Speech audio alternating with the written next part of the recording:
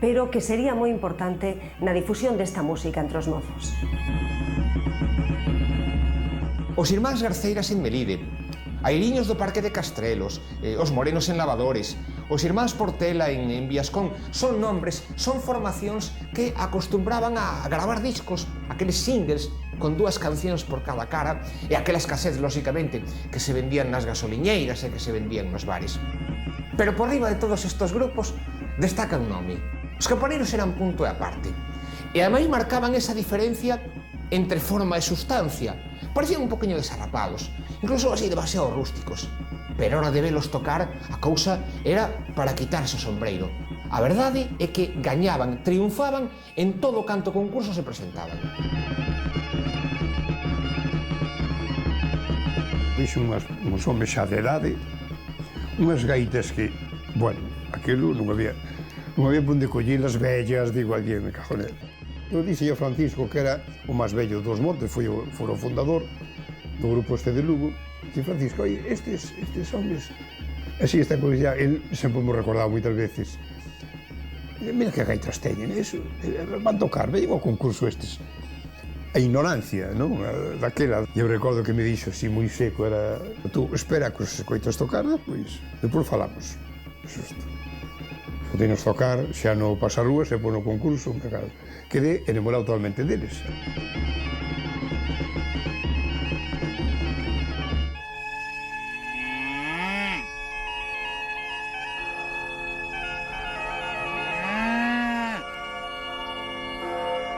Son o prototipo dos gaiteiros de sempre. Eu non conocín os outelos directamente, pero os campaneiros serían dese estilo, quero dicir, eses gaiteiros que a vida súa é a gaita. A vida súa é a gaita. E logo que son geniales a hora de reinterpretar. Quero dicir, moitísima do repertorio, por exemplo, dos campaneiros, que é un repertorio particular deles, son cousas que eles mesmo lle iba salindo e cousas que moitas dices, pero como unhas persoas que non tiñan preparación musical, digamos, de estudiar solfeo, que tiñan esta inspiración? O nome artístico viña do alcume que tiña a familia, os Campaneiros. Xa en 1926 estaba aí ese núcleo duro que eran Xosé e Ramón Baliña, e a súa fama como músicos a verdade é que se estendía a todas as terras do Salnés. Nas festas que eu escoitaba de lonxe que eran os Campaneiros, porque os diferenciaba, pois eu iba toda a mañán detrás deles escoitando a súa música. Gustábame moitísimo, eu de feito xogaba cos meus amigos a facer procesións ao redor da casa dos meus pais. Un día de San Cristóbal, debía ser no ano 75, eu estaba na casa tal, e meu pai veu co coche rapidamente, ven comigo, tal, ven con nós.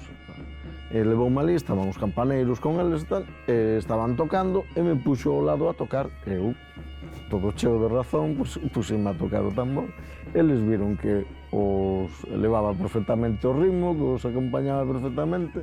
Entón, claro, dixeron ao meu pai, bueno, pois en San Roque ven con nós. Pero todo cheo. José o que facía é ir a xunto o director da banda de Lantaño, que é do Concello de Portas, ou ben a xunto o director da banda de Vilanova, para que lle cantara esas partituras que a él lle mandaran. Entón, a partir de que o director lle cantaba ou lle decía como eran máis ou menos as melodías, claro, eles facían o seu repertorio. No caso das polcas, sobre todo, era propio deles, non? Despois tiñan xotas realmente brillantes, como Aires de Carnaval, que son xotas que eles ensamblaban collendo unha parte dunha xota popular, outra doutra, pero que realmente deronlle unha estrutura absolutamente brillante, non? Eles non sabían solfeo ni nada, o que si teñan un oído prodigioso. Os irmáns Baliñas eran personaxes peculiares, principalmente Xosé, que tiña un destes caracteres así un poquinho difícil. Era un home creativo, un home moi metódico e moi riguroso, Pero tamén eu creo que non é exagerado dicir que tiña bastantes malas pulgas. Sobre todo, el era tiña moito medo a que te copiaran as súas creacións. Era moi receloso cando tocaba, cando interpretaba, a que alguén puidera aproveitarse en definitiva dele. A famosa polca dos campaneiros acabou sendo, co pasar do tempo, pois evidentemente un desos temas tradicionais que forma parte do repertorio de tantas bandas e tantos grupos folganeros. Tiveron que adaptar moitos ritmos de baile e todo eso, porque date conta que eles iban a unha festa e o intermedio da orquesta pois o facían eles e a xente bailaba e todo eso. Entonces, e non botaba de menos, o sea que se sabían encardinar ben. Entonces, eles sabían eses ritmos todos, sabían adaptalos ao instrumento, non? Eu penso que poucos como eles foron tan innovadores. Eles recorrían, bueno, non toda Galicia, o mellor, pero si, dende San Xurxo de Sacos, viñan a Vigo, iban a Padrón, de aí para arriba tamén, Santiago, e para eles que botaban días e días fora da casa, era unha fonte de ingresos moi importante, porque eran, no caso dos campaneiros, eran labregos. José Baliñas, que era, digamos, o cabeza, pois era un tío moi serio e moi que quería facer as cousas moi ben, non? Tanto a percusión como o irmán, pois lle exixía que tocaran ben, que os golpes os deran cando os tiñan que dar, que afinaran o ronco ou o bombo co ronco e o tambor tamén, tal, o sea, coidaba eses detalles que daquela, pois, había moitos que non o apreciaban. Ademais, os campaneiros tiñan unha curiosidade nas gaitas, aparte de unhas gaitas bellas, os punteiros. Digo, a verdad, eles tiñan, recordo, unhos dedos moi gordos, porque eran labradores 100%, non? Tiñan os dedos enormemente de gordos. Mira, eu non os teño delgados, pero eu creo que un dedo meu collía polo furado dos punteiros deles, enormemente. Bueno, pois iso foron arreglándoos eles. Os foron compoñendo eles. A base de navalla, así o decía, pero a base de navalla foron alargando, agrandando o furado, hasta que eles foron buscando o que eles querían. Que pasou? Non lle saliu unha tonalidade concreta, porque non, era imposible. Estarían do brillanto, sabidos en que estarían, non? Non terían unha tonalidade concreta, non?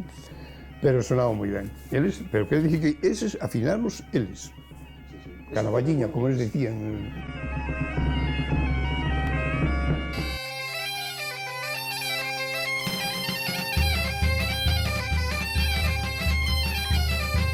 Arouse nunha terra de excelentes gaiteiros, pero unha mágoa, non todos tiveron ocasión de gravar discos ou gravar cassettes. Por exemplo, acordámonos de Palla Mallada, que chegou a facerlle sombra aos mismísimos gaiteiros de Soutelo de Montes. Incluso, anos despois, sí que houve outras formacións, como os nosos amigos de Catoira, os Areiras, que, sin embargo, sí que conseguiron gravar. Os tótems máis tal eran os gaiteiros locales, pero era pola proximidade. Me encantaban, para min ver os Oreiras era unha maravilla e me gustaba moito o ben compenetrados que estaban e algúns deles tocaban de maravilla e algúns deles me influíron sin haberme enseñado eles directamente nada. O tamborileiro dos Oreiras me gustaba moitísimo como tocaba. E eu, moitos toques que fago hoxendía e que levo feito e tal, pois era de verllos a ele. Dos Areiras é a Muiñeira do Areal, unha peza popularizada por Milladoiro que lembra claramente Estoutra de Beethoven. Contra o que moitas persoas chegaron a pensar, esta cita culta non é cousa dos Milladoiros, senón que xa figuraba no rexistro orixinal dos gaiteiros de Catoira. Mahler, Ravel, Falla, Brahms, certamente son moitos os compositores clásicos que se achegaron á música folclórica ou tradicional. Sen embargo, son moi escasos os exemplos contrarios.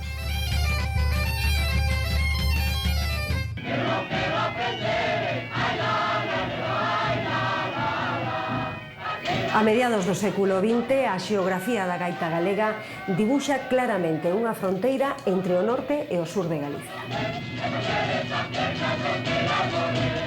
Cos ollos pechados podías distinguir perfectamente si quen tocaba era da Ría de Vigo, si era da Ría da Arousa, si era da terra, en fin, as terras de Lugo, e o podías distinguir porque había, pois, desde leccións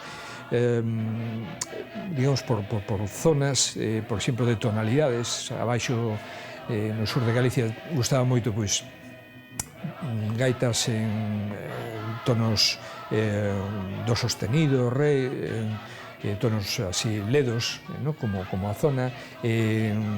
As zonas norteñas pois, eran máis de gaita tumbal, en si bemol ou si bemol brillante, ¿no? Un poquinho máis alto, ou en do, a gaita redonda. Nas Rías Baixas se caracterizaba por usar gaitas máis grileiras que ven sendo un pouco máis altas, máis agudas que as gaitas en do, non?